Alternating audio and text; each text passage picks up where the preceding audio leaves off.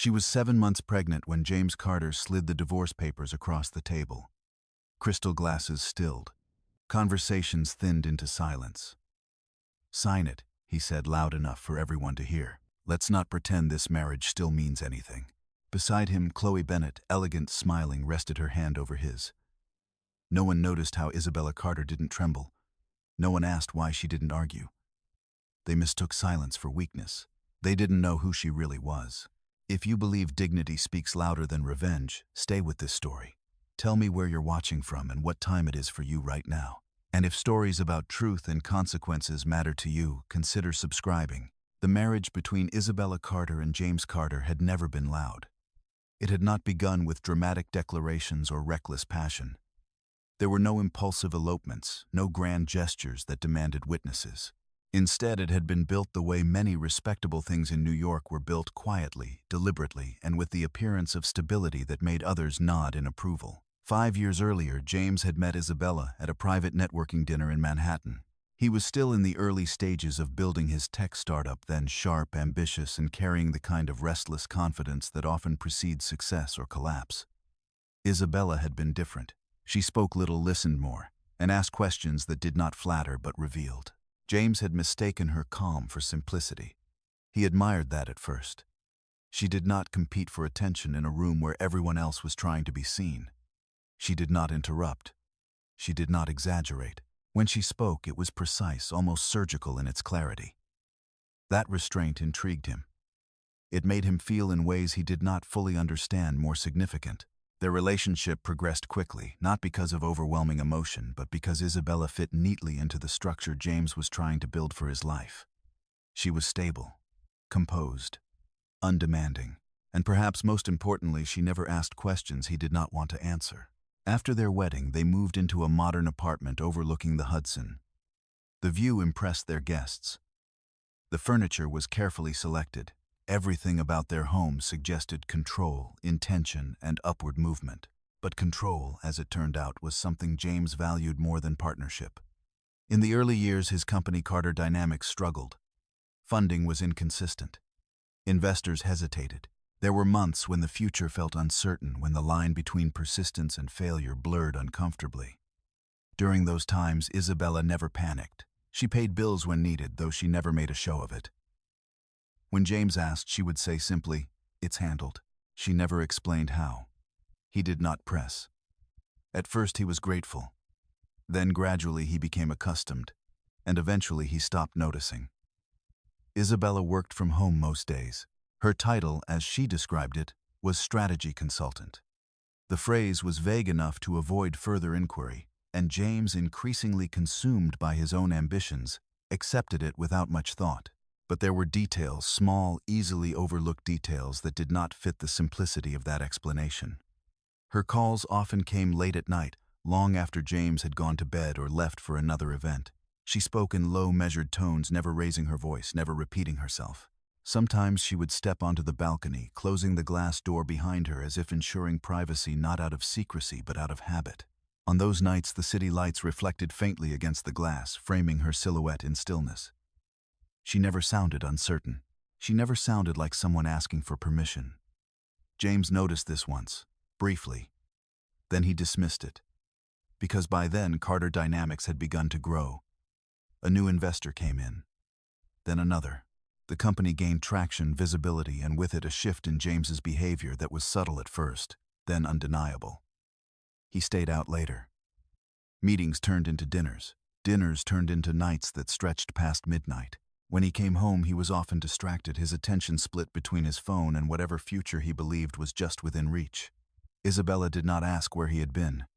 She did not ask who he had been with. Instead, she observed. She noticed the change in his tone, how patience had been replaced by irritation, how gratitude had been replaced by expectation, how the man who once appreciated her quiet had begun to interpret it as absence. There were evenings when they sat across from each other at the dining table, the space between them filled not with conflict but with something quieter and more permanent. Distance. "You don't really understand what I'm building," James said one night, not looking up from his phone. Isabella set her fork down carefully before responding. "Then explain it to me." He exhaled as though the request itself were unreasonable. "It's not that simple." She nodded once. Most things aren't. He did not respond. Moments like that accumulated, not explosive enough to define a breaking point, but consistent enough to reshape the foundation beneath them. James began to surround himself with people who reflected the version of success he wanted others to see. Founders, investors, influencers.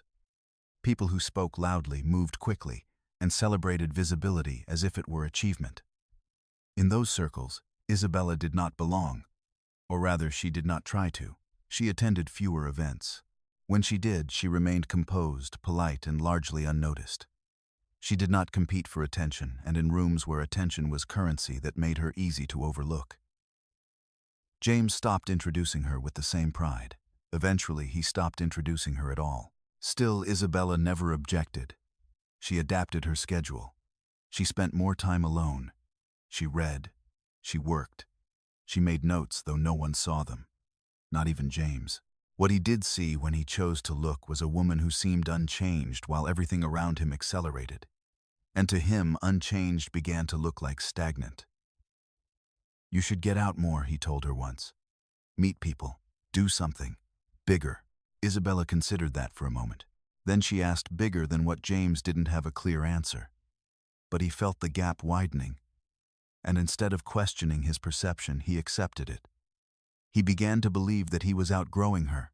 That belief settled into him quietly, comfortably, like a conclusion he didn't need to justify. By the time Carter Dynamics secured its largest round of funding, James had already rewritten the narrative of his life. In that version, he was the one moving forward. And Isabella, she was simply still. What he failed to understand was that stillness is not the same as absence, and silence is not the same as ignorance. Because while James was measuring progress in visibility, valuation, and recognition, Isabella was measuring something else entirely: patterns, decisions, consequences. She noticed the late-night messages, the subtle changes in spending, the unfamiliar names that appeared more than once. She did not interrupt. She did not accuse. She simply watched and remembered. By the time the first real fracture appeared clear, undeniable, and irreversible, Isabella had already seen it coming. She just hadn't stopped it. The first time James Carter met Chloe Bennett, he did not immediately recognize the shift that had just begun. It happened at a rooftop launch event in Soho, one of those carefully curated gatherings where influence mattered more than substance, and appearances were crafted as deliberately as the cocktails being served. Chloe stood near the edge of the terrace, framed by the city skyline and the soft glow of suspended lights. She was not the loudest presence in the room, but she did not need to be. Attention moved toward her naturally, as if drawn by an unspoken understanding of where it was meant to settle. She was known, at least in the circles James had recently entered. A rising model, a digital presence with millions of followers, a face associated with elegance, luxury, and aspiration. More importantly, she was one of the public representatives of Aurelia Group, a fashion conglomerate whose influence extended quietly but deeply across industries James was only beginning to understand. Chloe knew how to stand still, in a way that suggested movement. And James noticed. Their introduction was orchestrated by a mutual acquaintance, Daniel Reeves, an investor who had recently taken interest in Carter Dynamics. "James Carter," Daniel said, gesturing with casual familiarity. "You'll want to remember that name." Chloe's gaze shifted toward James, assessing without appearing to. "I usually do," she replied, her voice smooth, measured. James smiled already, adjusting his posture, his tone, the subtle details of himself he believed would matter. He spoke about his company briefly at first, then with growing confidence as Chloe continued to listen. She asked questions, but not too many. Just enough to signal interest. Just enough to suggest that she saw potential. That was all it took. Because James had always been drawn to recognition, especially the kind that felt selective. By the end of the evening, he had convinced himself that the connection was meaningful. Chloe had simply opened a door. What James did not realize was that Chloe rarely opened doors without knowing exactly where they led. Their next meeting was not accidental. A dinner, arranged through Daniel at a private restaurant, where the lighting was low and the conversations were meant to feel confidential. This time, Chloe was more engaged. She spoke about her work with Aurelia Group carefully, never revealing too much, but enough to establish proximity to power. She mentioned campaigns, partnerships, internal dynamics, all framed in a way that made her seem both essential and underestimated. "I'm just the face," she said lightly at one point, though her tone suggested something more layered. "People rarely ask who's behind everything." James leaned forward slightly. "And who is?" Chloe smiled. "That depends on who's asking." It was not an answer, but it was effective. Because ambiguity, when delivered with confidence, often feels like depth. James left that dinner with a sense of expansion, of having stepped into a space that was just beyond his previous reach. Chloe represented something he had begun to crave: visibility, validation, and access. Over the following weeks, their interactions increased. Messages became more frequent. Dinners turned into late-night conversations. Conversations turned into private meetings that no longer required intermediaries. Chloe understood pacing. She did not rush. She allowed James to believe he was the one pursuing, the one choosing, the one in control. But she was always slightly ahead, guiding without appearing to. She complimented his ambition. She questioned his limitations. She suggested possibilities that aligned with his desire to grow, to be seen, to be acknowledged by people who mattered. And slowly, almost imperceptibly, James began to adjust himself around her expectations. His wardrobe changed. His schedule shifted. His priorities reoriented. The world he shared with Isabella began to feel distant, not because it had changed, but because he had. At home, the differences became more visible. James spent less time in shared spaces. When he was present, he was distracted. His phone was never far from reach. His attention divided between messages that arrived with increasing frequency. Isabella noticed. She noticed the timing of his absences, the way his tone softened when he responded to certain notifications, the subtle urgency in his movements when he stepped away to take calls. She did not need confirmation. Patterns were enough. One evening, as James prepared to leave for another meeting, Isabella stood near the kitchen counter, watching him adjust his jacket. "You've been busy," she said, her voice even. James didn't look at her. "It's a good thing." "Is it?" He paused briefly, as though considering whether the question required an answer. "Of course it is." Isabella nodded. "Then I hope it leads where you expect." James frowned slightly, not because of the words, but because of the tone. There was no accusation in it. No tension, just observation, and for a moment that unsettled him more than confrontation would have. But the moment passed. Because Chloe was waiting. And Chloe, unlike Isabella, made everything feel immediate. Important. Alive. Their relationship crossed the line quietly. There was no single defining moment, no dramatic shift that could be pointed to as the beginning. Instead, it unfolded through a series of decisions that each seemed small on their own. A longer dinner, a more personal conversation, a shared silence that lingered just slightly too long.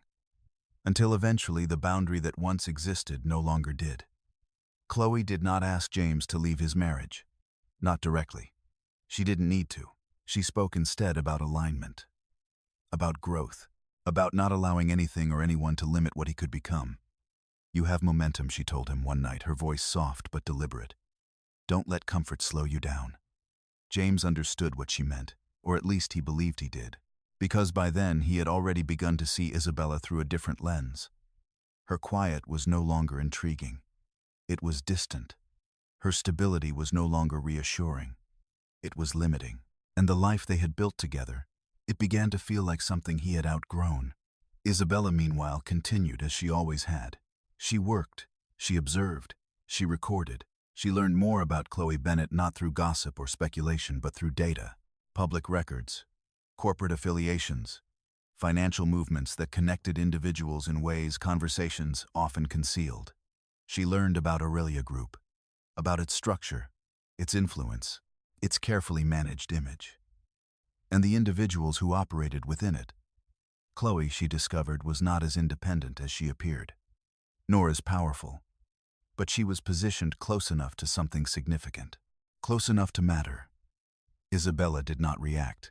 She did not interrupt the trajectory James had set in motion, because by then she understood something he did not. Some outcomes do not need to be forced. They only need to be allowed. And so she watched, as James stepped further into a world he believed he was entering by choice, unaware that every step was bringing him closer to a truth he would not be able to avoid. The first financial discrepancy appeared quietly. It did not arrive as a warning, nor as an obvious mistake. It was a single transaction small enough to be dismissed, ordinary enough to avoid suspicion. A charge from a luxury boutique in Manhattan categorized under business expenses. James did not mention it. Isabella did not question it. But she noticed. She always reviewed their joint accounts at the end of each week. It had become a habit early in their marriage when uncertainty required awareness. Over time, even as their financial situation stabilized, the habit remained.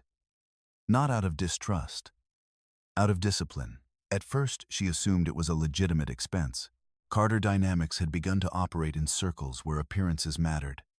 Clothing venues and presentation were often justified under the broad label of branding. But then another transaction appeared, and then another, different vendors, similar price ranges, all categorized the same way. Isabella did not react immediately. She opened the statements line by line, comparing dates, locations, and patterns. She cross-referenced them with James's schedule, his meetings, his absences, the nights he returned later than usual. The alignment was precise, too precise to ignore. Still, she said nothing. Instead, she began to document. Each transaction was recorded. Dates, amounts, recipients. She created a private file, organized with a clarity that suggested not suspicion but preparation. Because Isabella understood something James did not. Financial behavior rarely changes without reason, and reasons, when followed carefully, always lead somewhere. James, meanwhile, had stopped being careful. What had begun as occasional gestures, gifts, dinners, small indulgences, had evolved into something more consistent, more deliberate. Chloe Bennet did not ask for extravagance, but she accepted it easily. A bracelet here, a handbag there. Private reservations at restaurants that required more than just money to access. Experiences designed not only to impress, but to be seen. And seen they were. Photos appeared on Chloe's social media, subtle at first. A glimpse of a table setting, a reflection in a glass. A hand partially visible wearing a watch that did not belong to her. James did not think of these as risks. He thought of them as signals, proof that he belonged in her world, that he could match it, that he deserved it. What he failed to recognize was how visible those signals were to someone who knew where to look. Isabella did not follow Chloe online. She did not need to. Everything she required was already in front of her, embedded in numbers, in timestamps, in the quiet consistency of behavior that repeated itself without variation. One evening, as she sat at the dining table, her laptop open, she paused on a transaction that stood out. It was larger than the others, significantly larger. A transfer direct, not through a merchant, sent to an account she did not immediately recognize. Isabella did not react. She traced it. The account led to a financial intermediary. From there, it branched subtly, deliberately into a structure designed to obscure direct ownership. But not completely. Nothing ever was. It took time, but Isabella followed the trail. And eventually it led to a name. Chloe Bennet. The connection was no longer theoretical. It was documented. Isabella closed the laptop slowly, her expression unchanged. There was no shock, no visible disappointment, only confirmation. Across the room, James was speaking on his phone, his voice lower than usual. "I told you it's handled," he said. "You'll have it before the end of the week." A pause. Then a softer tone. "I said I would take care of it." Isabella listened not to the words but to the rhythm, the urgency. The subtle shift in his voice when he was speaking to someone whose opinion mattered more than it should. When he ended the call, he glanced briefly in her direction. "You're still up," she nodded. "Just finishing something." He hesitated, as though considering whether to say more. Then he didn't, because explanation required effort, and he had already decided she wasn't asking. That assumption made everything easier. For him. Over the following days, the pattern intensified. More transfers. More expenses, less concealment. James no longer attempted to justify his actions, not even internally. He had begun to see his choices as necessary, as part of a transition he believed was inevitable. Chloe reinforced that belief. "You're investing in the right places," she told him one night, as they sat in a private lounge overlooking the city. "People like you don't stay small for long." James leaned back slightly, absorbing the validation. "And people like me," Chloe smiled. "People who understand timing, He nodded, accepting the compliment without questioning its intent, because by then he no longer needed convincing. He needed affirmation. Back at the apartment, Isabella continued her work. Her records expanded. Transactions became timelines. Timelines became narratives. Each piece of information connected to another, forming a structure that was no longer fragmented but complete. She did not confront James. Not because she was unaware, but because confrontation at that stage would have served no purpose. It would have interrupted a process that was still unfolding. And Isabella had no interest in interrupting. She was interested in understanding. One night, as James prepared to leave again, Isabella spoke. Not loudly, not emotionally, just enough to be heard. James. He paused near the door, his hand resting on the handle. Yes, she looked at him directly. For the record, she said, how you choose to spend your time and your money, those are decisions you're making clearly. He frowned slightly. What's that supposed to mean? Nothing, she replied. Just clarity. He held her gaze for a moment, searching for something, an accusation perhaps, a challenge. There was none, only stillness. He exhaled, dismissing the moment. You worry too much. I don't worry, Isabella said calmly. I observe. He didn't respond, because observation, unlike accusation, left no room for defense. And defense, he realized, was something he had already stopped preparing. As the door closed behind him, Isabella remained where she was. Then slowly she returned to her laptop. She opened the file, added a new entry, and saved it. Outside, the city continued as it always did, unaware of the quiet accumulation of decisions that piece by piece were shaping an outcome neither James nor Chloe had yet begun to understand. But Isabella did. She understood that betrayal is rarely a single act. It is a sequence, a pattern. And once the pattern is complete, the consequences no longer need to be created. They only need to be revealed. The confirmation came on a Tuesday morning. It was not dramatic. No sudden realization, no emotional collapse, just a quiet pause in a sterile examination room where the sound of a heartbeat, steady, undeniable, filled the space between what had been and what would follow. Isabella Carter sat upright, her hands resting lightly in her lap as the doctor turned the monitor slightly toward her. There, the doctor said gently, everything looks normal. Normal. The word lingered in the air longer than it should have. Isabella studied the screen not with visible emotion but with focus.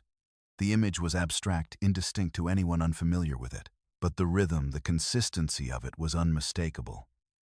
Life, measured not in words but in continuity. She nodded once. Thank you. The doctor continued speaking about timelines, nutrition precautions, but Isabella had already begun organizing the information in a different way, not as a patient, as someone preparing. When she left the clinic, the city felt unchanged. Traffic moved. People crossed streets without hesitation. Conversations carried on, unaware that something irreversible had just entered her life. Isabella did not call James. She did not send a message. Instead, she walked. Not aimlessly, but without urgency.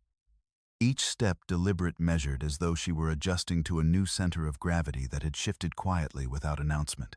Because this changed everything. Not in the way most people would expect. Not in a way that demanded immediate reaction, but in a way that required clarity. And clarity, Isabella understood, could not exist alongside illusion. That evening, James did not come home. He sent a message, brief, functional. Late meeting. Don't wait up. Isabella read it once, then set her phone aside. She prepared dinner as usual, not out of habit but because routine provided structure, and structure in moments of transition was useful. The apartment was quiet, not empty, just absent of interruption. She sat at the table alone, her movements unhurried, her expression unchanged. To anyone observing it would have appeared as though nothing had shifted, but internally the framework had already begun to reorganize. She no longer evaluated James's behavior in terms of partnership. She evaluated it in terms of outcome. Later that night, as she reviewed her records, Isabella added a new category. Not labeled, not explained. Just a separate column distinct from financial data, communication patterns, and timelines. Something that would not be shared. Not yet. Over the following days, James's behavior became more consistent in its absence. He stayed out longer, returned less frequently, and when he did, he carried with him a detachment that no longer attempted to disguise itself. One evening he arrived just past midnight. Isabella was still awake, seated in the living room with a document open in front of her. "You're up," he said, loosening his tie as he walked in. "Yes." He glanced at her briefly. "You don't have to wait for me." "I'm not," she replied. He paused for a moment as though trying to interpret the statement. Then he nodded, accepting it without further thought. Because by then he had stopped analyzing her responses. They did not challenge him. They did not demand anything. And so in his mind, they did not require attention. What James did not understand was that absence of reaction is not absence of awareness. It is often the opposite. A few days later, Chloe introduced the idea more directly. They were seated in a private suite at a hotel downtown, the city lights diffused through floor-to-ceiling windows. "You've been distracted," she said, her tone light but intentional. James exhaled. "Just work." Chloe tilted her head slightly. "Is it?" He didn't answer immediately. Because the question wasn't about work. It was about hesitation. About the space he hadn't fully committed to leaving. Chloe stood, moving closer, her presence measured, controlled. "You're still holding on to something," she said quietly, "and it's slowing you down." James looked at her. "What are you suggesting?" "I'm suggesting," she replied, "that clarity matters." The word echoed, clarity. The same word Isabella had used days earlier. But here it carried a different tone. Less neutral, more directive. "You've already moved on," Chloe continued. "You just haven't made it official." James leaned back slightly, considering. The idea was not new. It had been forming slowly, quietly, shaped by conversations, reinforced by validation, justified by the narrative he had constructed for himself. That he had outgrown his marriage. That Isabella no longer fit the trajectory of his life. That staying was not loyalty, but limitation. Chloe did not push further. She didn't need to. Because by then James was already convincing himself. At home, Isabella continued as she always had. She attended her appointments, adjusted her schedule, ensured that everything financial, legal, structural remained in order. She did not inform James of the pregnancy. Not because she was hiding it, but because timing to her was not emotional, it was strategic. She wanted to understand the full extent of his decisions, without influence, without obligation, without the variable of responsibility altering his behavior, because only then would those decisions be clear, unfiltered, unquestionable.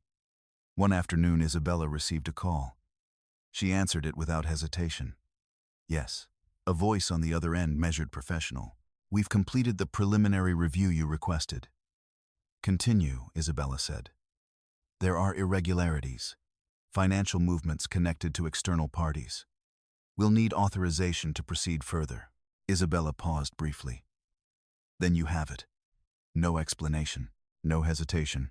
"Understood." The call ended. Isabella set her phone down slowly. Outside, the sky had begun to dim the city, transitioning into evening. She remained still for a moment, her gaze steady, her posture unchanged. Then she stood, walked to the window and looked out, not at anything specific, but at the entirety of what lay ahead. Because by now the sequence was nearly complete. James had moved beyond uncertainty. Chloe had reinforced direction. And Isabella, she had everything she needed. That night, James returned earlier than usual. There was a shift in his demeanor. Not hesitation, not guilt, something more resolved. He stood in the doorway for a moment, as if preparing himself. "Isabella," he said. She turned toward him. "Yes." He stepped inside, closing the door behind him. "We need to talk." Isabella regarded him calmly. About what he hesitated just briefly. Then about us. The words settled into the space between them. Heavy but expected. Isabella nodded once. "All right." Her tone did not change. Her posture did not shift. Because this moment, this conversation, was not unexpected. It was simply the next step in a sequence she had been watching unfold from the beginning. And now, finally, James was ready to make his decision. What he did not realize was that Isabella had already made hers. Long before he understood, there was a choice to be made. The restaurant had been chosen for its reputation. Not for its food, though that was exceptional. Not for its view, though. The skyline stretched in perfect symmetry beyond the glass walls. It had been chosen because it was a place where people came to be seen making decisions, important ones, the kind that carried consequences. James Carter stood near the center of the room, a glass of untouched wine in his hand, waiting for the exact moment when attention would settle in his direction. It did not take long. There were investors present, colleagues, a few familiar faces from recent partnerships. Conversations flowed easily. Laughter punctuated the air, but beneath it all there was awareness. People like this were always watching, even when they pretended not to be. At the far end of the table, Isabella Carter sat quietly. Her posture was composed, her expression unreadable. She had dressed simply, elegantly, but without intention to compete for attention. Her presence did not demand space. It occupied it. Beside James, Chloe Bennett stood with effortless confidence. She had arrived late, deliberately, so her entrance timed to draw subtle notice. A soft hand rested briefly against James's arm as she greeted those around them, her familiarity with the environment clear. No introductions were made. None were needed. Isabella observed the detail. She observed everything. The way Chloe positioned herself, not in front, not behind, but beside. The way James allowed it. The way the room adjusted, recalibrating its understanding without a single word being spoken. When James finally set his glass down, the shift was immediate. Conversation slowed. Attention narrowed. He cleared his throat, not loudly, but with enough intention to signal that what followed was not casual. "I'd like a moment," he said. Silence followed, respectful, expectant. James glanced briefly toward Isabella, then away. As many of you know, he began, his tone measured, controlled. "The past few years have been transformative." A few nods. Polite acknowledgement. "My company has grown. My priorities have evolved. And with that, certain realities have become clear." Isabella did not move. She did not interrupt. She simply listened. James reached into the inner pocket of his jacket and removed a document, folded, prepared. He placed it gently on the table in front of Isabella. "I think it's time we stop pretending," he said. The words were calm. Too calm. "This marriage," he continued, "no longer reflects who we are, or where we're going." A pause. Then more directly, "I'm filing for divorce." The room did not react immediately. There was a delay, a brief suspended moment, where the weight of what had been said had not yet fully settled. Then quietly it did. Eyes shifted. Conversations halted entirely. The performance had begun. Isabella looked down at the document. She did not touch it. "Not yet," James continued, as though compelled to justify, not to her but to the room. "I've tried to make this work," he said, "but at some point you have to acknowledge when something is no longer valuable." The word lingered. Intentional. Calculated. Across from them, someone shifted uncomfortably. Another reached for their glass, not drinking, just needing something to hold. Chloe stepped slightly closer to James. Not overtly, just enough. Her presence was quiet but unmistakable, supportive, confirming. Isabella lifted her gaze slowly. Not to Chloe, to James. There was no visible anger, no humiliation, only attention. Full, unwavering attention. "You've made your decision," she said. It was not a question. James nodded. "Yes." Another pause. Then Isabella reached for the document. Her movements were precise, controlled. She unfolded the pages, scanning them briefly, not because she needed to read, but because the act itself required completion. "Is there anything you'd like to say?" James asked, perhaps expecting resistance. Emotion. Something that would justify the scene he had created. Isabella considered the question. Then no. The answer was simple. Absolute. It unsettled him more than opposition would have, because there was no friction, no struggle, only acceptance. Chloe's fingers brushed lightly against James's wrist, a gesture so subtle it could have been missed. But Isabella did not miss it.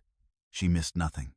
A pen was placed on the table. Someone no one could later say who had provided it. Isabella picked it up. There was no hesitation in her hand. She signed. Her name, clear, deliberate, marked the page without distortion. No trembling. No pause. When she finished, she placed the pen down exactly where she had found it. Then she looked at James one final time. For the record, she said quietly, this is your choice. James frowned slightly. I think we both know it's necessary. Isabella tilted her head just enough to acknowledge the statement. Necessary, she repeated. Not agreeing. Not disagreeing. Just recording. Around them the room remained silent. Witnesses now fully aware but still unwilling to intervene. Because this was not their conflict. It was simply something they were allowed to observe. Chloe smiled softly, almost imperceptibly. A victory contained. She leaned closer to James, her voice low. You did the right thing. He nodded, though something in his expression had shifted just slightly. Not doubt, but something less defined. Across the table, Isabella rose. Her chair moved back without sound. She did not rush. She did not linger. She simply stood. I'll have my attorney review the final terms, she said. James opened his mouth as though to respond, but she had already turned. There was nothing left to negotiate. Nothing left to explain. As she walked away, the room did not follow her. It remained centered on James and Chloe, the visible narrative, the obvious conclusion. No one noticed what had just been set in motion. No one questioned the absence of resistance. Because silence in moments like this is often mistaken for defeat. But Isabella's silence was not absence. It was completion. Outside, the air was cooler. The city continued unaffected. Traffic moved. Lights shifted. Conversations resumed elsewhere, untouched by what had just occurred inside. Isabella stepped onto the sidewalk and paused briefly. Not to reflect, not to reconsider, only to adjust. Then, she reached into her bag and took out her phone. One message, sent without hesitation. It's done. No explanation, no elaboration. The response came almost immediately. Understood. Isabella put the phone away and continued walking. Behind her, the narrative James believed he had controlled began quietly and precisely to move beyond him. Isabella Carter did not return to the apartment that night. Not immediately. Instead, she walked several blocks past the restaurant before stopping at the edge of a quiet street where the city's noise softened into distance. The rhythm of her steps had remained steady, unchanged from the moment she left the table, where her marriage had been formally reduced to paper. There had been no hesitation in her movements, no visible fracture, because what had ended inside that restaurant had not been sudden. It had been gradual, measured, expected. By the time James Carter had chosen to make it public, Isabella had already processed its conclusion in private. She stood for a moment beneath the muted glow of a street lamp, then reached for her phone again. This time she dialed. The line connected after a single ring. It's confirmed, she said. A brief pause on the other end. Understood, the voice replied. Male, professional, unemotional. Do you want us to proceed tonight? Yes. No hesitation. We'll have everything ready. Good. She ended the call. There was no further discussion required, because whatever remained to be done had already been prepared. When Isabella finally returned to the apartment, it was past midnight. The space was exactly as she had left it earlier that day, orderly, quiet, untouched. James had not returned yet. That, too, was predictable. She moved through the rooms without pause, without distraction, not looking for anything, only executing. In the bedroom, she opened the closet and selected a single suitcase, medium-sized, structured, sufficient. She placed it on the bed and began to pack. Not everything. Only what mattered. Documents first. Personal records, carefully organized, already separated from shared files. Identification. Legal documents. Financial records. Copies, not originals. Each item placed with intention. Then clothing. Minimal. Functional.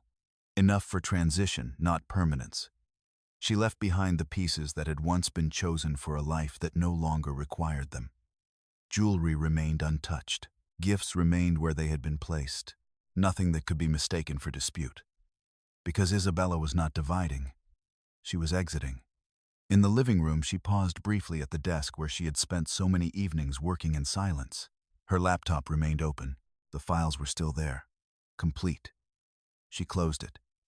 Not because the work was finished, but because the phase had changed. On the kitchen counter, she left a single envelope. Unsealed. Inside, a copy of the signed divorce document. Nothing else. No message. No explanation. because explanation suggests obligation, and Isabella no longer owed any. She checked the time, 2:17 a.m. Then she picked up her suitcase and walked toward the door. As she reached for the handle, there was a sound behind her. The lock turned. The door opened. James stepped inside. He stopped when he saw her. The suitcase. The stillness. "You're leaving?" he asked the question, automatic, though the answer was already visible. "Yes." He closed the door slowly, his gaze shifting between her and the space around them, as if trying to reconcile what he was seeing with what he had expected. "I didn't think it would be immediate." Isabella met his eyes. "Timing matters." He frowned slightly.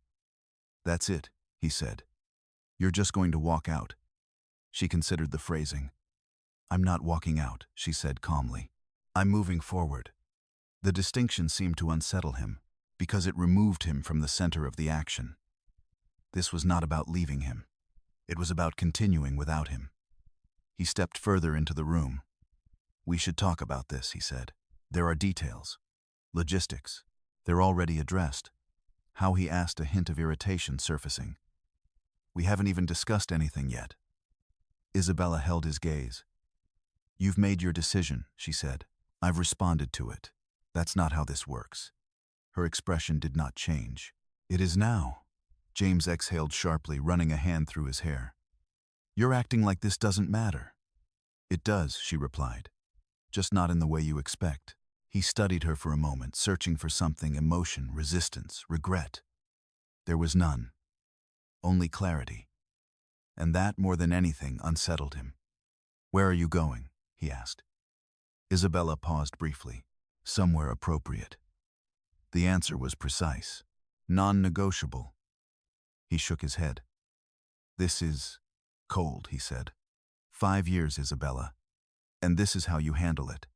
She did not respond immediately, because the question was not about her behavior. It was about his expectation. "That's how you chose to end it," she said finally. "In public, without discussion." He hesitated. "That was clear," she finished for him. "You were very clear." Silence settled between them. Heavy, unresolved, but not uncertain. James looked at the envelope on the counter. "What's that, a copy?" Isabella said. He walked toward it, picking it up, glancing inside. "You couldn't even leave a note." She shook her head once. "No, why not?" "Because everything that needed to be said," she replied, "was already said." He let out a short, disbelieving breath. "That's it then, yes." Another pause, then quieter. "You're not even going to fight this?" Isabella looked at him, not unkindly, but without attachment. "There's nothing to fight." The words landed with more weight than anything she had said before, because they removed the possibility of conflict entirely.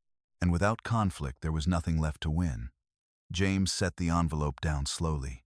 "You're making this too easy." Isabella adjusted her grip on the suitcase. "No," she said.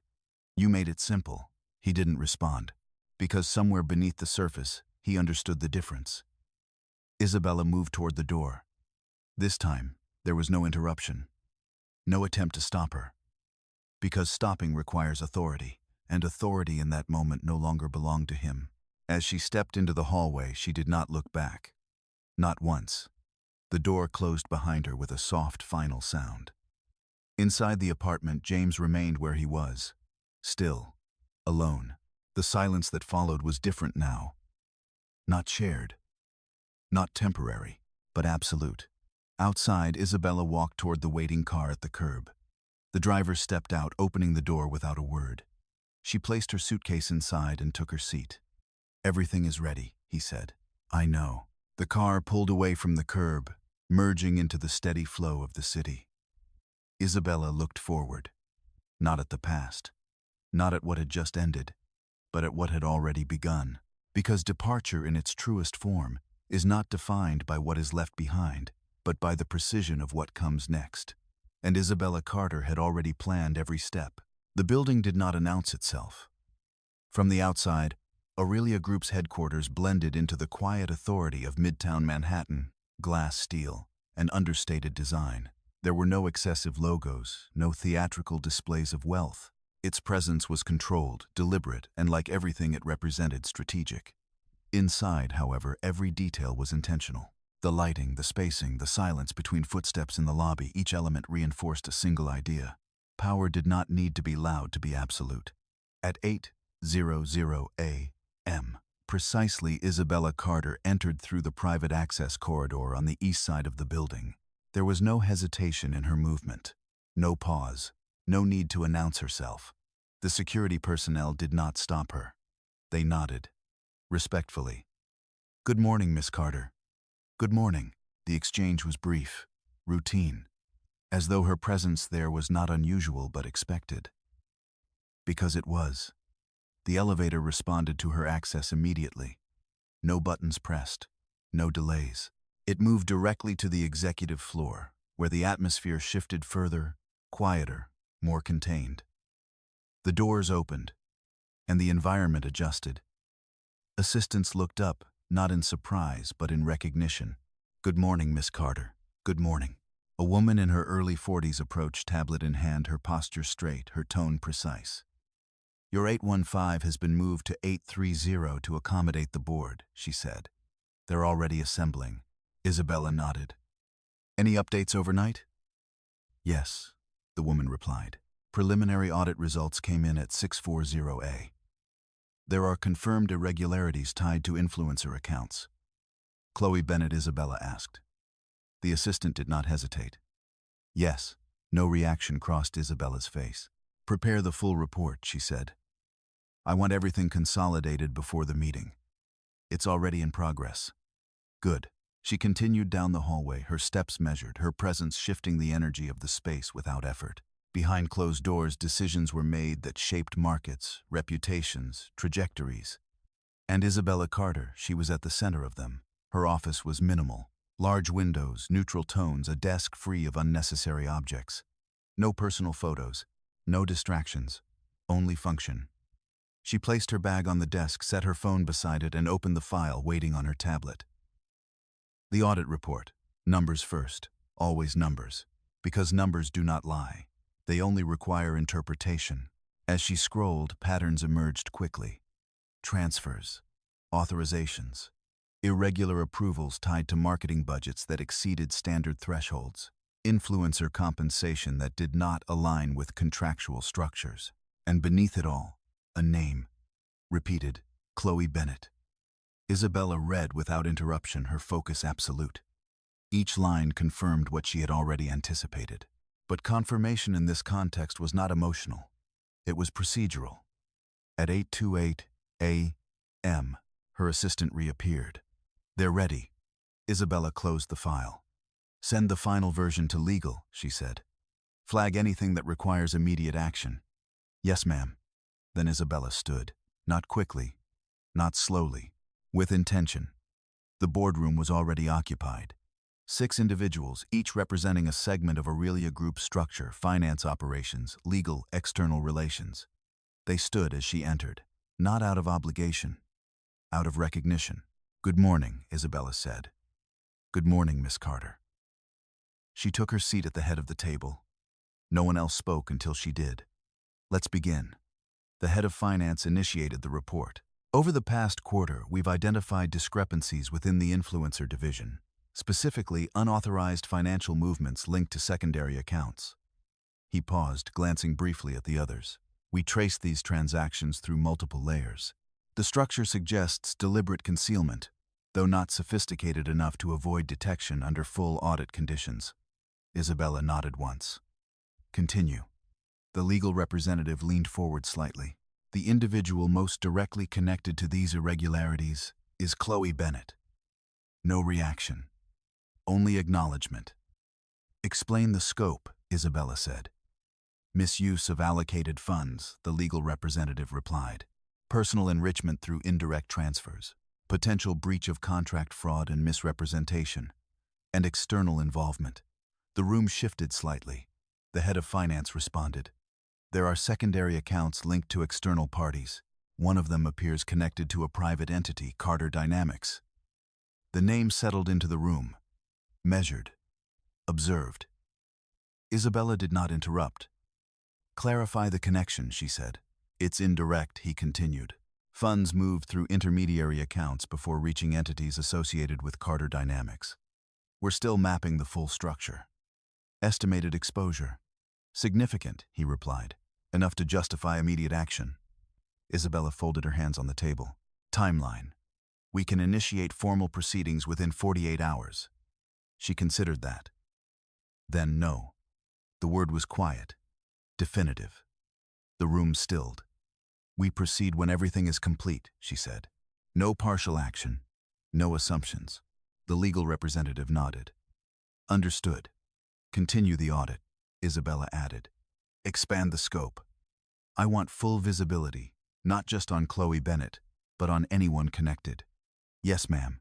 There was no urgency in her tone, but there was precision. Because Isabella was not reacting. She was structuring. And structure, when applied correctly, does not require speed. It requires accuracy. The meeting continued, details, projections, procedural steps, each element addressed, each variable accounted for. By the time it ended, the outcome was already defined. Not announced, but inevitable. As the board members filed out, one remained behind. The legal representative. Miss Carter, he said carefully, there's one additional detail.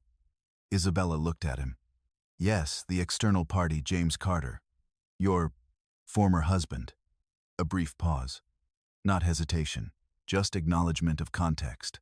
He may not be fully aware of the extent of his involvement, the lawyer continued. But legally, that may not be relevant. Isabella held his gaze. It isn't. The clarity of her response left no room for interpretation. Do we proceed the same way? Yes. No adjustment, no exception. Because decisions once made are not altered by personal history. They are carried through. Understood. He nodded and exited the room. Isabella remained seated for a moment longer, not reflecting, not reconsidering, only confirming that every element was in place. Then she stood, returned to her office, and resumed her work. Outside, the city moved as it always did, unaware that within one building a sequence had just advanced to its next stage. James Carter believed he had made a decisive move, a clean break, a necessary transition. Chloe Bennett believed she had secured her position. That influence, proximity, and control would sustain her. Neither of them understood the structure they had entered, or the person who had allowed them to move freely within it. Because power, when it is real, does not interrupt. It observes. It records. And when the time comes, it acts. Quietly. Completely. Without needing to announce itself. And Isabella Carter had just begun. At first, James Carter believed the delay was temporary. That was how these things worked, he told himself. Large companies moved slowly. Decisions required layers of approval. Processes took time, especially when the company in question was Aurelia Group. Still, the silence stretched longer than expected. Emails went unanswered. Follow-ups received polite acknowledgments, but no confirmations. Meetings that had once been tentative were now postponed without rescheduling. James adjusted his expectations. Then he adjusted them again. But eventually, even optimism requires evidence. And there was none. He sat in his office overlooking a part of the city that once felt like a vantage point. Now it felt distant, removed from the momentum he had believed he was building. Across his desk, Daniel Reeves leaned back in his chair, watching him with measured concern. This isn't normal, Daniel said. James exhaled slowly. They're restructuring, he replied. Internal adjustments. Chloe mentioned it. Daniel raised an eyebrow. Did she? James hesitated. Not directly, he admitted. But she said things might take time. Daniel leaned forward, resting his elbows on his knees. James, you've already allocated resources based on this deal. I know. Then you need clarity. James nodded. I'll get it. But even as he said it, the certainty was no longer there, because the dynamic had shifted. And he could feel it. The confidence that had once defined his interactions with Aurelia through Chloe, through implied access, was no longer supported by response. It was beginning to feel one-sided. Later that evening, James met Chloe at a private lounge downtown. She arrived later than usual, not dramatically so, just enough to suggest that her time was being distributed elsewhere. You're late, James said, though. His tone was controlled. Chloe smiled faintly as she took her seat. Busy day. He studied her. Something's off. She tilted her head slightly. "What do you mean, our deal?" he said. Aurelia's gone quiet. Chloe reached for her glass, taking a slow sip before responding. "They're reviewing internal structures," she said. "It happens." For this long, she met his gaze. "You're impatient." "That's not impatience," James replied. "That's concern." A pause. Then Chloe leaned back slightly, her expression shifting, subtle but deliberate. "Do you trust me?" she asked. The question was not casual. It was positioned. James held her gaze. "I do," he said. "Then give it time." He nodded. Because trust once declared becomes difficult to contradict. But beneath that agreement, something remained unresolved. A lack of alignment. And James was beginning to notice. Over the next week, the situation did not improve. It worsened. Payments expected from intermediary accounts were delayed, then suspended. Internal projections had to be revised.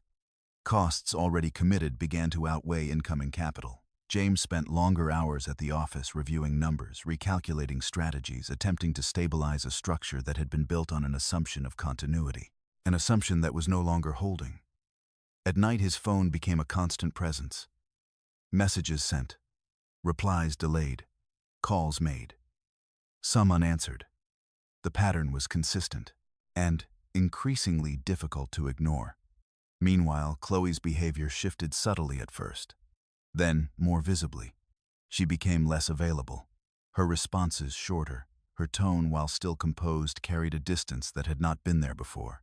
One evening, as James waited at a restaurant where they had agreed to meet, he checked the time again. 30 minutes late. No message, no update. When she finally arrived, there was no apology, only a brief acknowledgement. "Sorry," she said, sitting down. "It's been a long day." James watched her carefully. "What's going on?" She glanced at the menu. "Nothing." "That's not true." She looked up, her expression calm. "You're overanalyzing." "I'm responding to what's happening," he said. "The deal is stalling. Communication is inconsistent." "And I'm what?" she interrupted. He paused. "Different." The words settled between them. Chloe considered it, then smiled slightly. Maybe things are changing. The ambiguity was intentional. James leaned forward. "In what way?" She held his gaze. "In ways you can't control." The answer was not reassuring. It was a signal, and James felt it.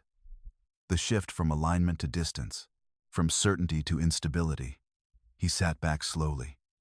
"That's not what we agreed on." Chloe's expression did not change. "Agreements evolve.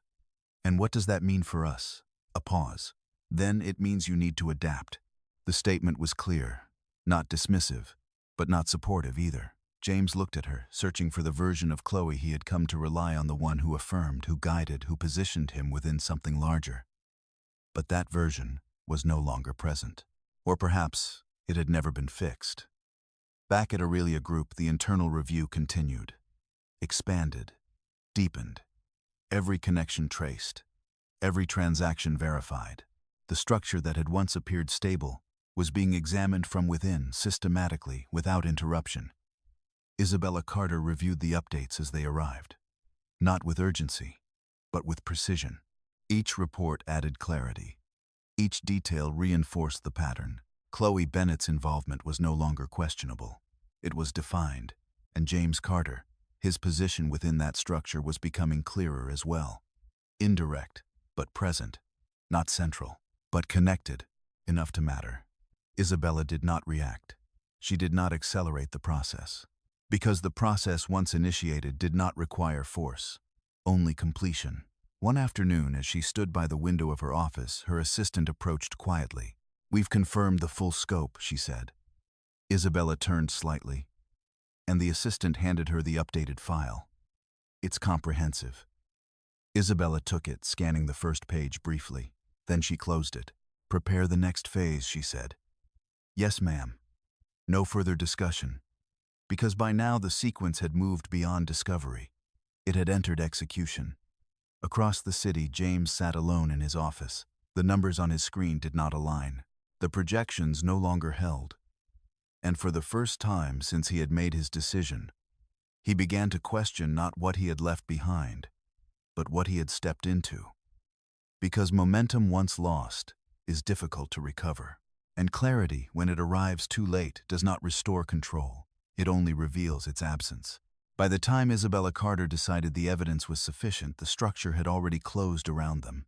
Not visibly. Not in a way that could be detected from the outside.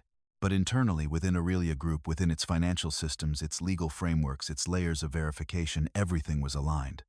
There were no gaps left. No assumptions. Only facts.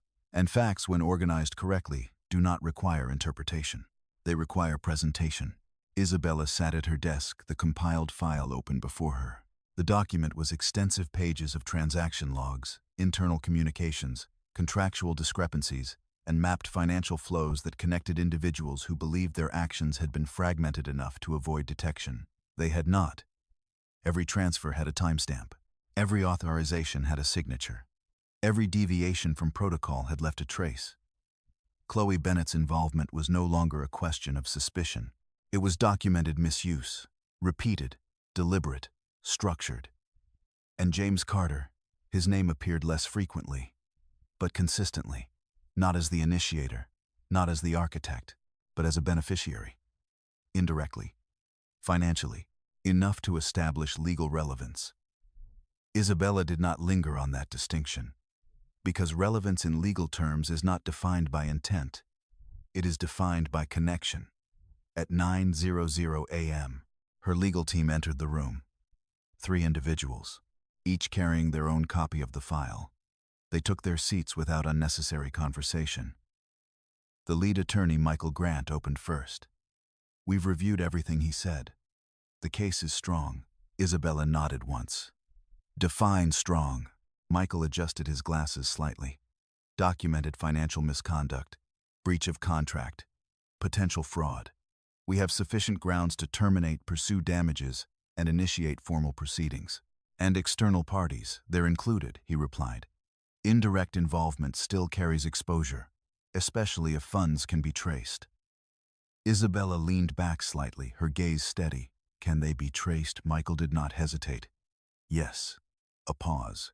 Then Isabella closed the file. "Proceed." The word was simple. Final. Michael nodded.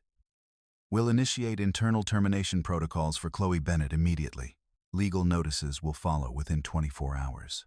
And Carter Dynamics. We'll issue a formal inquiry," he said. "Request documentation, financial disclosures, and clarification of transactions." Isabella considered that briefly. "No delays," she said. "No extensions." "Understood." The meeting concluded without further discussion. Because once the decision had been made, execution did not require repetition. It required precision.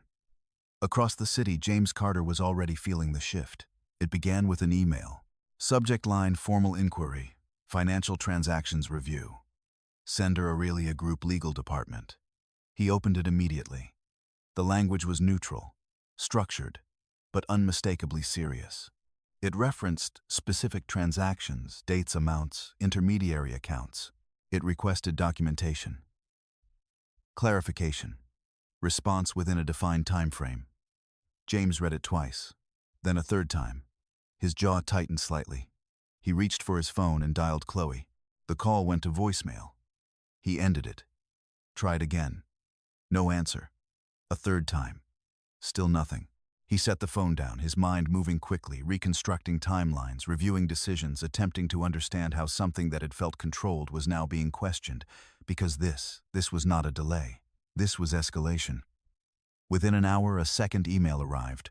This one addressed directly to him. Not Carter Dynamics. Him. The wording was more specific, more direct. It referenced his name in connection with financial transfers linked to Chloe Bennett. It requested his cooperation. Formally.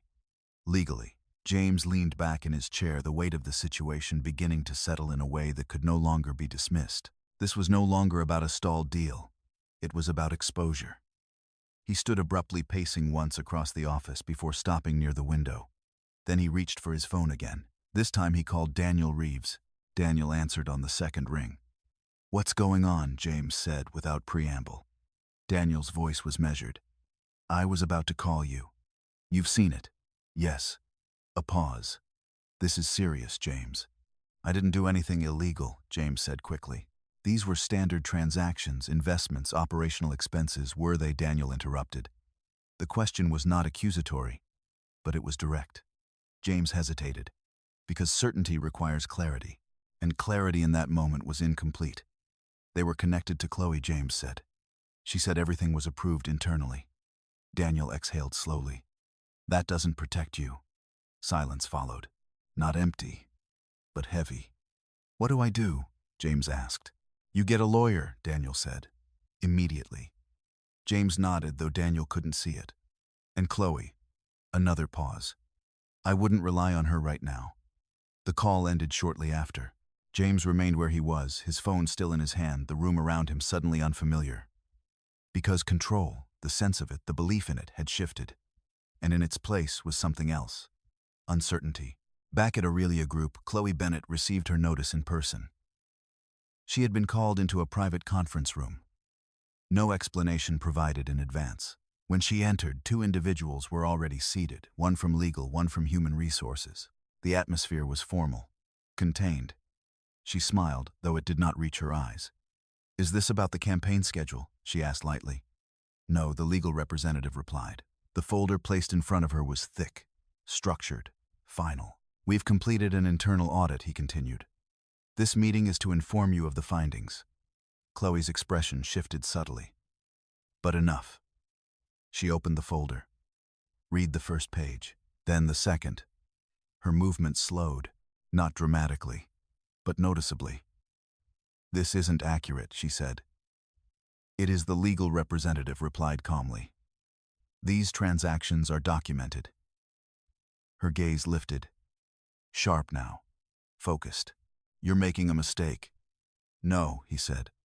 We're correcting one. Silence followed. Not prolonged, but definitive. Effective immediately, he continued. Your contract with Aurelia Group is terminated. Legal proceedings will follow. Chloe closed the folder slowly.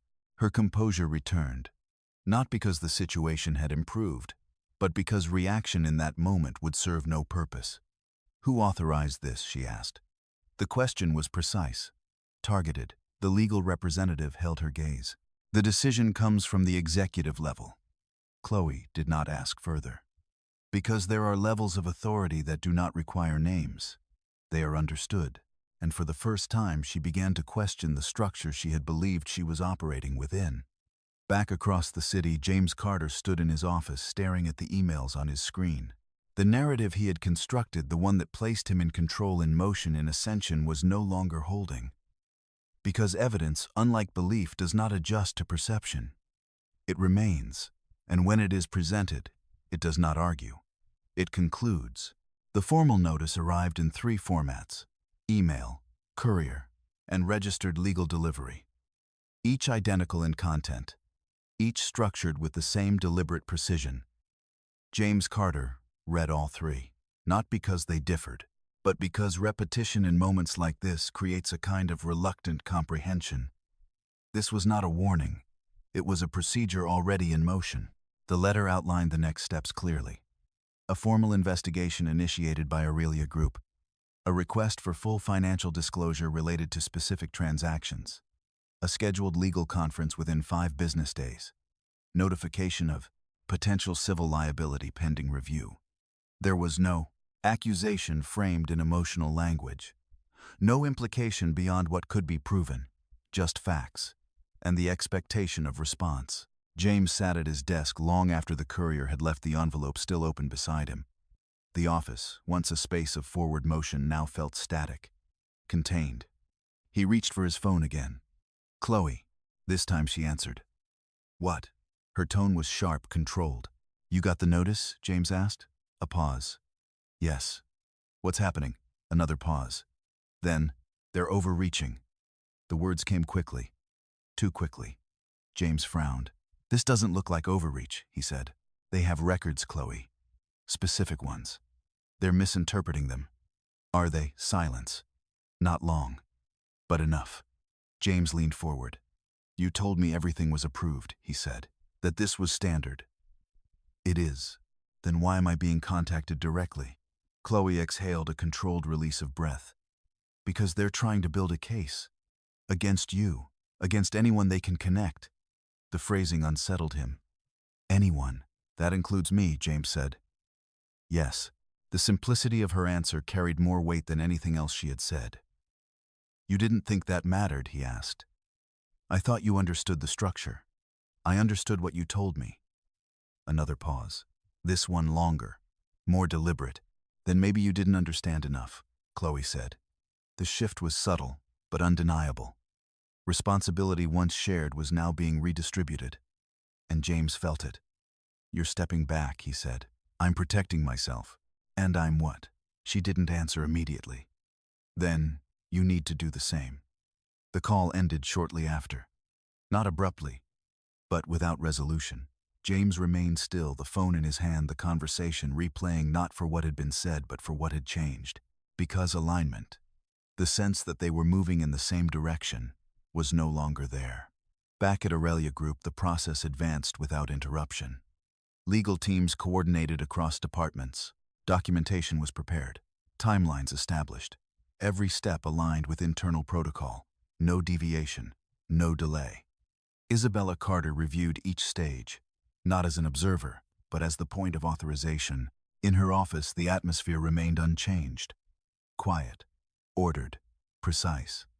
Her assistant entered briefly. The conference room is ready, she said. Who's confirmed? Legal, finance, external counsel. And she paused slightly. James Carter has acknowledged attendance. Isabella nodded once. And Chloe Bennett, she's been notified. No confirmation yet. Noted. The assistant hesitated for a moment. Then, do you want to be present? The question was careful, because presence in this context was not procedural. It was strategic. Isabella considered it. Then yes. No further explanation. Because the decision did not require one. Across the city, James met with his lawyer for the first time. The office was smaller than he expected. Functional. Unadorned. The man across from him, Richard Lawson, did not waste time on reassurances. I've reviewed the documents, he said. You're exposed. James leaned back slightly. I didn't initiate any of this. That may be true, Richard replied, but your involvement is documented. I followed her lead, James said. Chloe's. Richard nodded. That's a defense, he said, not a solution. James exhaled.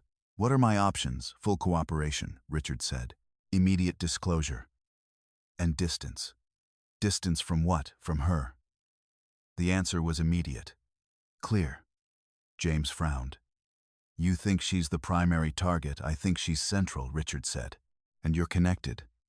Silence followed. Then I'll clarify everything, James said. Explain my role. Richard watched him carefully. Do that, he said. But understand, explanation doesn't erase involvement. James nodded slowly. Because for the first time, the situation was being defined not by perception, but by structure. And structure does not adjust for intention. It evaluates action. The day of the legal conference arrived without ceremony. No public announcement. No visible escalation. Just a scheduled meeting in a controlled environment. James arrived early. Not out of confidence, but necessity. He sat at the far end of the conference room, reviewing documents he had already memorized, his mind moving through possible explanations, possible outcomes, each one less certain than the last. The door opened. Chloe entered. She did not look at him immediately. She took her seat across the table, her posture composed, her expression neutral. For a moment, neither spoke. Then James broke the silence. We need to align, he said quietly. Chloe glanced at him. On what? Our statements, he said. What we say. How we present this. She studied him for a moment. Then you should focus on your own position. The distance was complete now. No shared strategy. No mutual protection. Only individual calculation. The door opened again. The legal team entered, followed by finance, external counsel. The room filled, not with tension, but with structure. Then finally, another presence. The shift was immediate, subtle, but unmistakable. Conversations stopped, postures adjusted, attention redirected.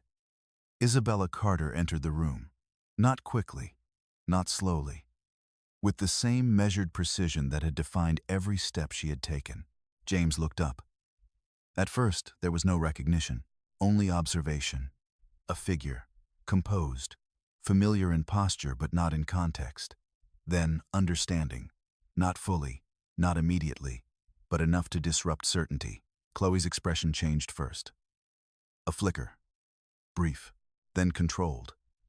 Because recognition in that moment was not optional. It was unavoidable. Isabella took her seat at the head of the table. No introduction. None required. The room settled. And in that silence, the final phase began. There are moments in a person's life when understanding does not arrive all at once, but unfolds in layers, each one dismantling a previous certainty, each one replacing assumption with something far more difficult to ignore. For James Carter, that moment did not begin when Isabella entered the room. It began in the space just before recognition, when something felt wrong but had not yet revealed why. He saw her first as a presence. Controlled, familiar in posture yet entirely misplaced within the context of where he believed he was. She did not look at him immediately, and that absence, so consistent with the woman he thought he knew, only delayed what was already inevitable. Then, she took her seat at the head of the table, and the room adjusted around her. Not dramatically, not with visible acknowledgement, but with a shift in posture, in attention, in the subtle recalibration that occurs when authority enters without needing to announce itself. James felt it before he understood it. Across from him, Chloe Bennet had already gone still. Not frozen, she was too practiced for that, but contained in a way that suggested calculation had replaced instinct. Her fingers, which had moments earlier rested lightly on the edge of the table, now pressed just slightly harder against its surface, as if grounding herself in something that was no longer stable. The legal representatives began speaking. They introduced the session, outlined the purpose, clarified the structure of the proceedings, but their words moved around the room without truly anchoring to anything yet, because the center of gravity had already shifted, and everyone felt it. Isabella Carter opened the file in front of her. Her movements were unhurried but exact, as though each gesture had been considered long before this moment arrived. She did not glance at James. She did not acknowledge Chloe. Not yet. Instead, she spoke to the room. "Let's proceed with clarity," she said, her voice even carrying neither volume nor softness, but something more precise, control without effort. "All statements today will be based on documented evidence. There will be no speculation." The words were not directed at anyone. James felt the first real fracture in his understanding then, not because of what she said, but because of how it was received. No one interrupted. No one questioned. There was no need to establish her authority because it was already recognized. That was when recognition began to take shape. Not as a sudden realization, but as a quiet unraveling of everything he had assumed. The legal representative from Aurelia Group began presenting the findings. Financial records appeared on the screen. Timelines, transaction flows. Each element structured, layered, undeniable. At this stage, the representative said, "We are presenting a summary of confirmed irregularities identified during the internal audit. These findings have been reviewed and approved at the executive level." James's attention shifted not to the data but to the phrase, executive level. His gaze moved almost involuntarily toward Isabella. She was watching the screen, not reacting, not anticipating, simply observing, as if the information being presented was not new to her but something already processed, already understood. The first set of transactions was outlined. Payments authorized outside of standard protocol. Funds redirected through intermediary accounts. Connections mapped between Chloe Bennet and those accounts. Chloe's expression did not collapse. It refined. She leaned slightly forward, her eyes scanning the data with a focus that suggested not confusion but recognition of what could no longer be denied. "This interpretation is incomplete," she said, her voice controlled, though a faint tension now edged its precision. "Those transactions were part of a broader marketing allocation. They were not," Isabella said. The interruption was not sharp. It did not rise above the room, but it ended the sentence completely. Chloe turned toward her. For the first time since entering, Isabella met her gaze. There was no hostility in it, no satisfaction, only certainty. "The allocations you're referencing," Isabella continued, "were approved under a different structure. These transactions fall outside of that structure. They were not authorized." The room remained still. Chloe held her gaze for a moment longer as though searching for a weakness, some indication that this was a position, an argument, something that could be negotiated. There was none. Because Isabella was not arguing, she was stating, and statements, when supported by evidence, do not require reinforcement. The presentation continued. Emails appeared next. Internal communications. Language that shifted from formal to informal depending on the recipient. Patterns that, when viewed individually, might have seemed insignificant, but when aligned, revealed intent. James felt his chest tighten, not with panic, but with the slow, constricting awareness that he was no longer outside of this.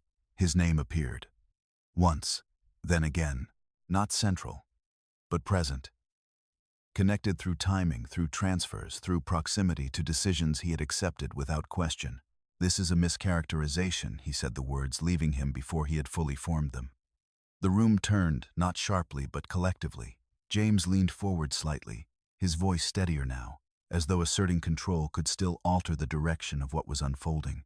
"I was operating based on information provided to me," he said. "I had no reason to believe these transactions were outside approved channels. It was a reasonable statement. Measured, defensive but not aggressive. And for a moment it might have held, if not for the silence that followed. Because Isabella did not respond immediately.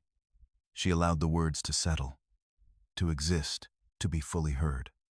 Only then did she speak. "Your awareness is not the determining factor," she said. The sentence was calm, but it carried weight. "What matters," she continued, "is the structure you chose to operate within, and the decisions you made without verification." James felt something shift inside him then, not externally, not visibly, but in the quiet space where certainty had once been. "You're saying I'm responsible for something I didn't control?" he asked. Isabella regarded him not as a former husband, not as someone with shared history, but as a participant in a system now under review. "I'm saying," she replied, "that involvement does not require control to carry consequence." There was no emphasis, no escalation, but the clarity of it left no space for reinterpretation. Chloe's composure fractured not outwardly, but in the subtle tightening of her expression, the narrowing of her focus as she began to understand that this was not a conversation she could redirect. "Who authorized this review?" she asked. The question was directed at the room, but it was meant for Isabella. And this time Isabella did not deflect. "I did." The words were simple, unadorned, final. The silence that followed was different from the ones before. It was not procedural. It was not expectant. It was recognition. James felt it fully then, not as confusion, not as disbelief, but as a complete and irreversible understanding. The woman he had dismissed, the woman he had reduced to absence, the woman he had believed to be outside of the world he was trying to enter, had been at the center of it all along, not adjacent, not connected through someone else, but above it, defining it. And she had never needed to say a word. He looked at her, truly looked, perhaps for the first time in years. And in that moment, there was no anger in her, no desire to humiliate, no need to reclaim anything that had been taken. There was only distance, not created in that room, but established long before it. The legal representative continued speaking. Next steps, formal actions, procedural timelines, but the outcome had already been set.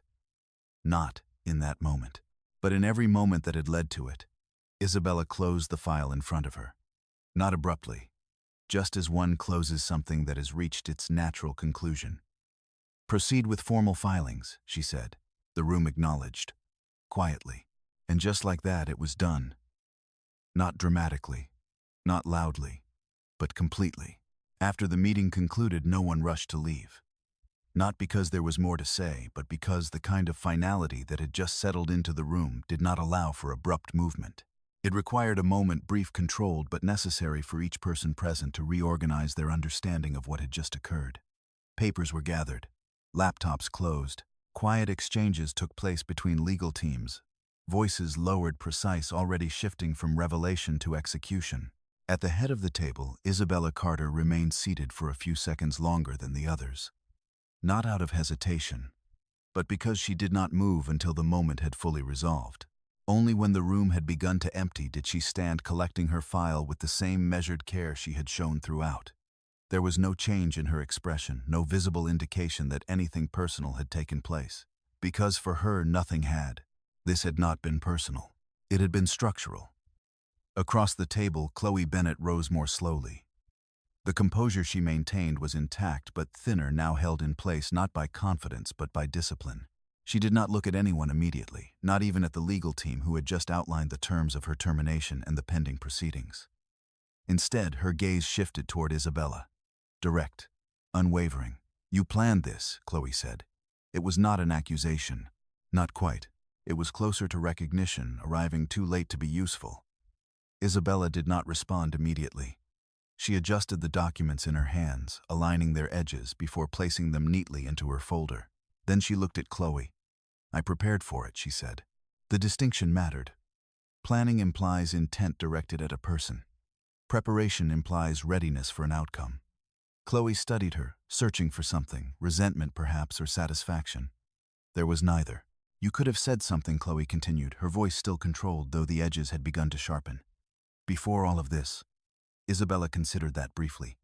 "Would it have changed your decisions?" she asked. Chloe did not answer, because the question was not rhetorical.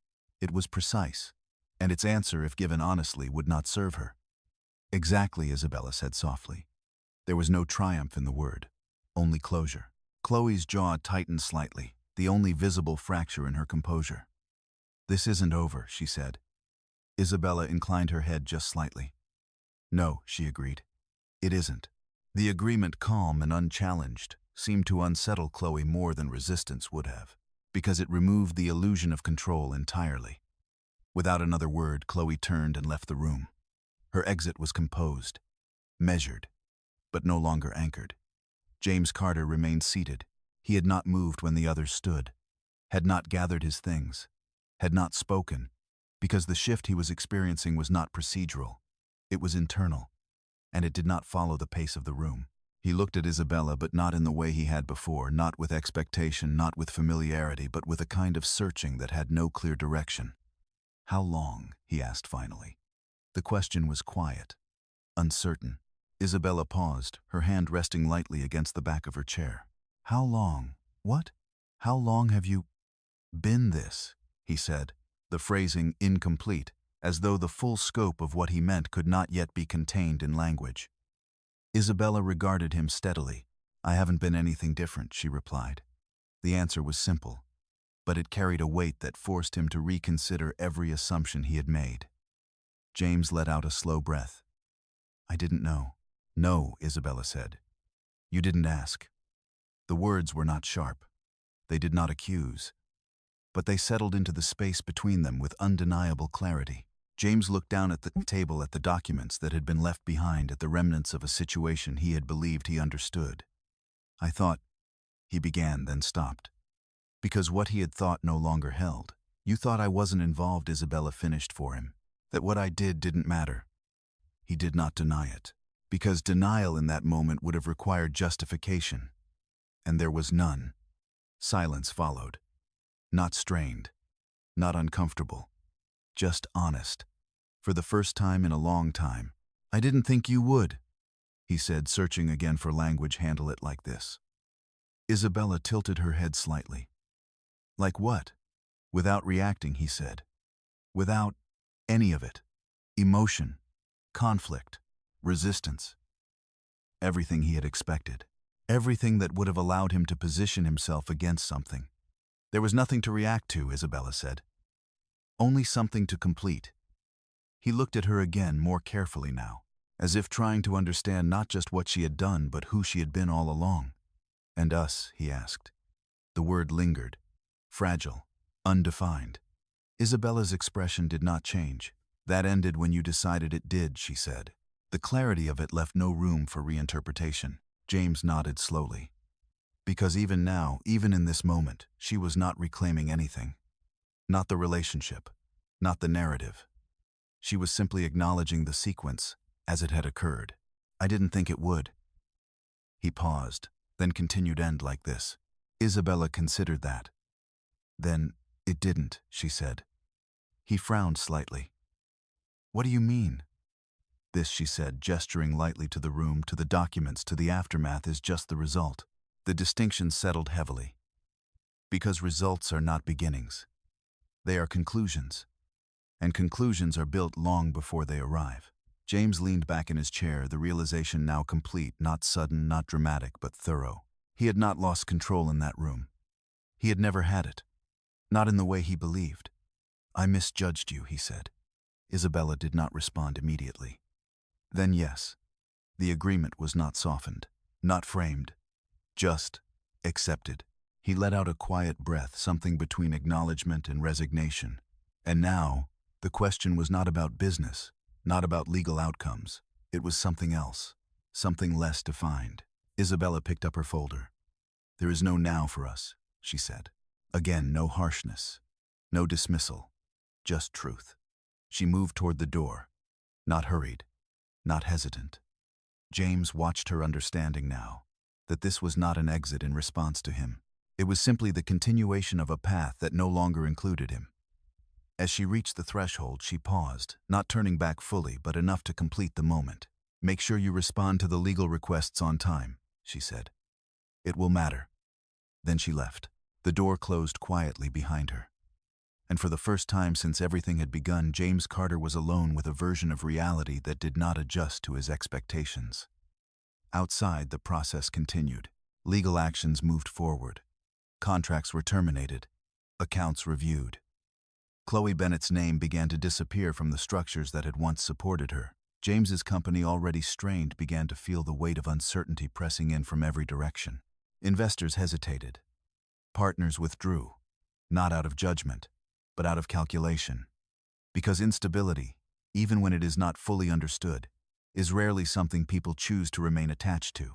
And in the quiet spaces between decisions, consequences began to take shape. Not loudly, not suddenly, but with the same precision that had defined everything else. The request for a meeting did not come immediately. It arrived 3 days later in the form of a short email sent at an hour when most people had already finished their day, when the city had begun to quiet, and when decisions, especially the difficult ones, tended to surface without the distraction of momentum. Isabella Carter read it once. Subject: request to speak. Sender: James Carter. The message itself was brief.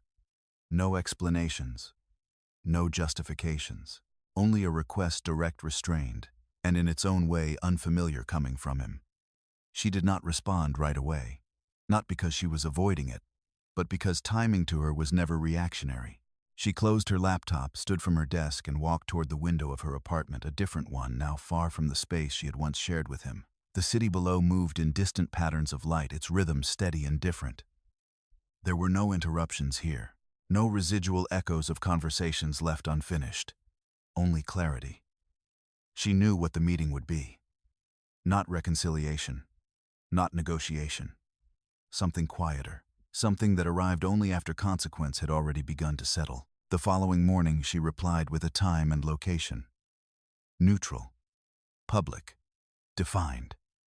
3 days later they sat across from each other again.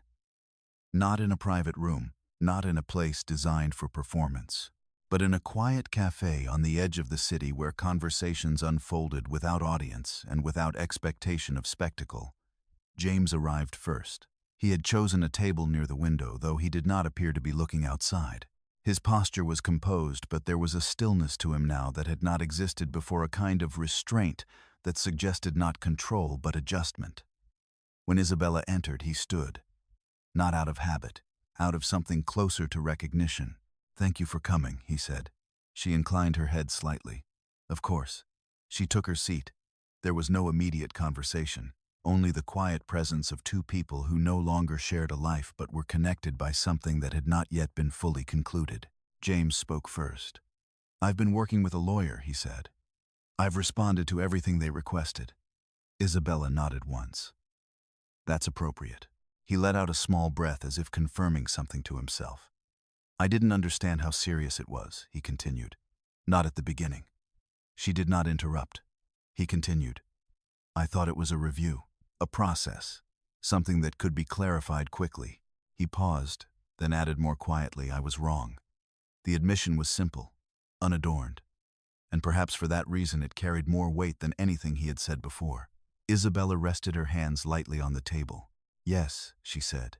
No elaboration, no attempt to soften the statement. Because acknowledgement, when it is genuine, does not require reinforcement. James looked at her, studying the calm in her expression, the absence of anything that might suggest lingering conflict. "I've been trying to understand how I missed it," he said. "All of it." Isabella considered that. "Then you didn't miss it," she said.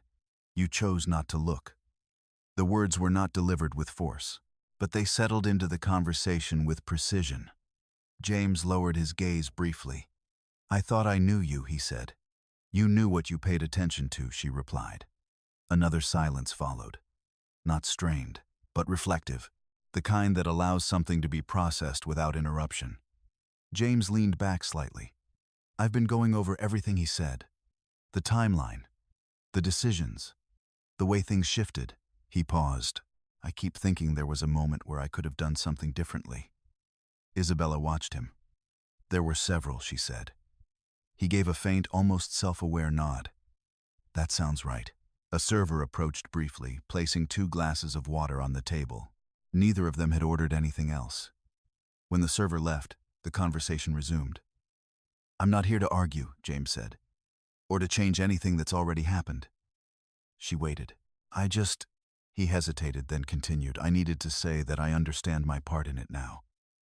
Isabella did not respond immediately, because understanding, like consequence, is not something that can be rushed, and she asked. The question was quiet, but it required completion. James looked at her, then away, then back again. "I'm sorry," he said. The words were direct, not defensive, not framed, just spoken. Isabella held his gaze. There was no visible reaction, not because the words lacked meaning, but because meaning to her had already been established through action. "I know," she said. The response was not acceptance, not rejection, just acknowledgement. James seemed to exhale slightly, as though something he had been holding had finally been released. "I didn't think about what it would cost," he said. "Not fully." "No," Isabella agreed. "You didn't." Another pause. Then, after a moment, "There's something else," she said. Her tone did not change, but something in it shifted, subtle but enough to alter the direction of the conversation. James straightened slightly. "What is it?" Isabella's gaze remained steady. "I'm pregnant." The words did not rise. They did not demand attention. They simply existed, and in their simplicity they redefined everything. James did not respond immediately, not because he had nothing to say, but because the structure of his understanding had just shifted again. "How far along?" he asked finally, his voice quieter now. 7 months. He nodded slowly, calculating, reconstructing. The timeline, the overlap, the moments he had overlooked. "Why didn't you tell me?" he asked. Isabella considered the question carefully. "Because I needed to understand your decisions without influence," she said, "without the possibility of obligation changing them." The explanation was precise, consistent with everything she had done. James looked at her, something heavier now settling into his expression, not just regret, but the recognition of what had been removed from him without his awareness. "I would have," he began, then stopped, because the sentence did not complete itself.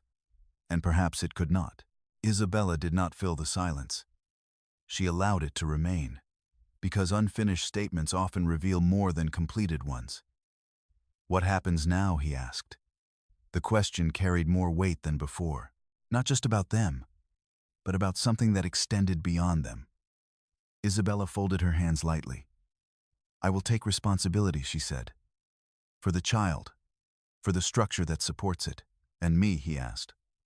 There was no accusation in it, only uncertainty. Isabella met his gaze. "You will decide what kind of presence you can maintain," she said. "Consistently, not occasionally." The distinction was clear. This was not about access. It was about responsibility. James nodded slowly. "I understand." And this time, it seemed that he did. They sat in silence for a few moments longer.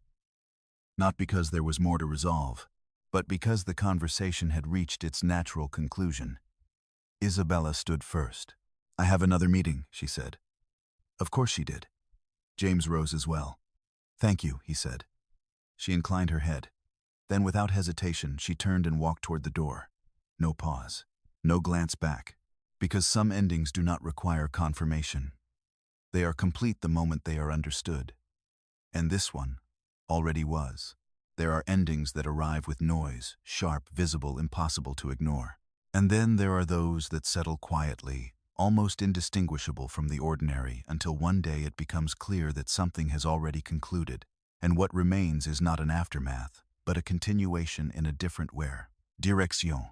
Isabella Carter did not mark the transition with ceremony. She did not announce her departure beyond what was necessary. There were no final statements, no attempt to reshape how she would be remembered within the spaces she left behind. Instead, she made decisions with the same precision that had defined everything she had done, quietly, deliberately, and without the need for acknowledgement. Within 2 weeks of the legal proceedings beginning, she had relocated, not far enough to disappear, but far enough to redefine distance. A townhouse on the edge of Boston, set back from the street, framed by trees that softened the presence of the city rather than erased it. The space was neither extravagant nor minimal. It was functional, balanced, and intentionally private. There were no unnecessary elements, no remnants of a life that required explanation, only structure. Inside, everything was arranged with purpose. A workspace near the window. A room prepared in advance, light neutral, waiting. Not decorated, not filled, but ready.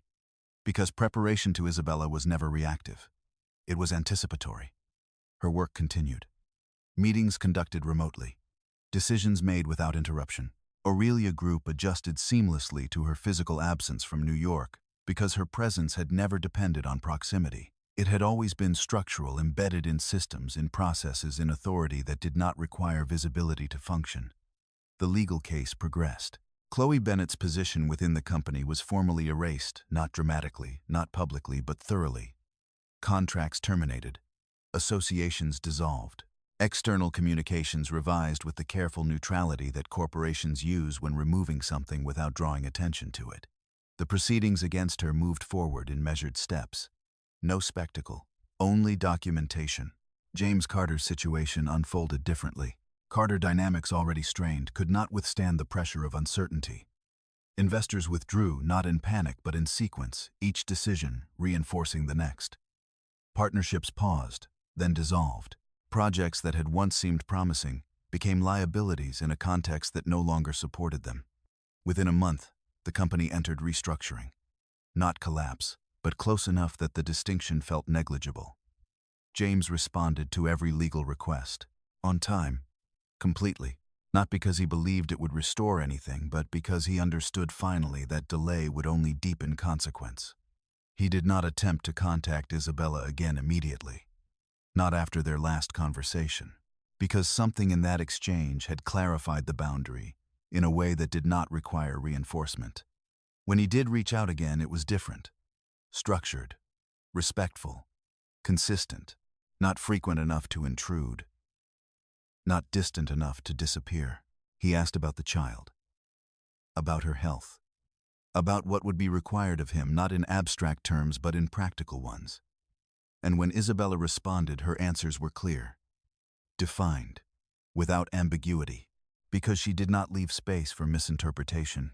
The day the child was born, the world did not pause. There were no announcements, no declarations, just a quiet arrival in a private hospital room where everything had been prepared in advance. Isabella did not dramatize the moment. She did not assign it meaning beyond what it was. A beginning. Simple. Complete. When she held the child for the first time, there was no visible shift in her composure, no outward display that would translate easily to those watching from a distance. But internally, something aligned. Not changed, aligned. Because this, unlike everything that had preceded it, was not something to be observed, analyzed, or structured. It was something to be carried forward. James arrived later. Not immediately. But within the window he had been given. He stood at the threshold of the room for a moment before entering, as though acknowledging that what existed inside was no longer something he could assume access to. When he stepped in, Isabella looked up. Their eyes met briefly. No tension. No expectation. Only recognition. He approached slowly, stopping at a distance that suggested he understood the boundary. "Is everything okay?" he asked. "Yes." She shifted slightly, allowing him to see. He looked at the child, his expression unreadable for a moment. Not because there was nothing there, but because what was there had not yet settled into something he could name. He began, then stopped. Isabella waited. Small, he said finally. There was no correction, no elaboration, because some observations do not need to be refined. They usually are, Isabella replied. A faint shift in tone. Not quite humor, but not entirely neutral. James nodded. I don't expect. He paused, choosing his words carefully. Anything beyond what you've already said. She understood. Consistency, she said. Yes. Then maintain it.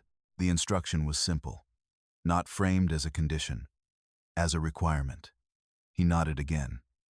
I will. And for the first time, the statement did not feel like something he was saying to be believed. It felt like something he was committing to understand. He stayed for a short time, not long enough to disrupt, not brief enough to appear detached. When he left, there was no formal goodbye. No need, because presence in this context would no longer be defined by moments, but by pattern. Weeks passed, then months. Isabella's life settled into a rhythm that did not reference what had come before. Her work continued. Her environment remained controlled. Her decisions, as always, were made without noise. The child grew, gradually, quietly, without the need to be observed by anyone beyond those who were consistently present. James remained part of that structure. Not central, but not absent. He followed through. Not perfectly, but with enough consistency that the pattern held. And over time, that became its own form of definition. Chloe Bennet, meanwhile, moved through a different trajectory. Her visibility diminished, not erased entirely, but altered. The spaces that had once amplified her presence no longer responded in the same way. Opportunities narrowed. Associations shifted. The narrative that had once supported her became fragmented, not as punishment, but as consequence. Because systems, when corrected, do not need to retaliate. They simply reconfigure. Years later, if anyone were to look back at what had happened, they would not find a single moment that defined the outcome. No dramatic turning point. No singular act that explained everything. They would find a sequence, a pattern of decisions, each one small enough to justify on its own, but together, irreversible. And at the center of it, they would find Isabella Carter, not as someone who had fought, not as someone who had taken revenge, but as someone who had understood, observed, and when the time came, acted, without raising her voice, without needing to, because true control does not announce itself. It reveals itself only when everything else has already fallen into place. There are stories where justice arrives, loudly demanding recognition, reshaping everything in a single moment that leaves no space for ambiguity. And then there are stories like this one, where justice does not arrive as an event, but as a process. Quiet, patient, unavoidable. Isabella Carter did not win in the way most people imagine winning. She did not stand above the people who wronged her and demand acknowledgement. She did not return humiliation with humiliation, nor did she attempt to reclaim what had already been given away. Instead, she did something far more difficult. She remained still long enough to understand everything. She allowed choices to reveal themselves fully, without interruption, without interference, without the need to control how others would be judged. And when the time came to act, she did so not out of anger, but out of clarity. There is a kind of strength that does not look like strength at first. It does not argue. It does not rush. It does not need to be seen to exist. But it remembers. It records. And when it moves, it does so with a precision that leaves no space for reversal. James Carter did not lose everything in a single moment. He lost it gradually in the same way he had built his assumptions, one decision at a time, each one justified, each one small enough to ignore until the pattern became impossible to deny. Chloe Bennet did not fall because she was exposed. She fell because the structure she relied on no longer supported her once it had been corrected. And Isabella She did not stay to watch. Because the purpose of clarity is not to witness the outcome.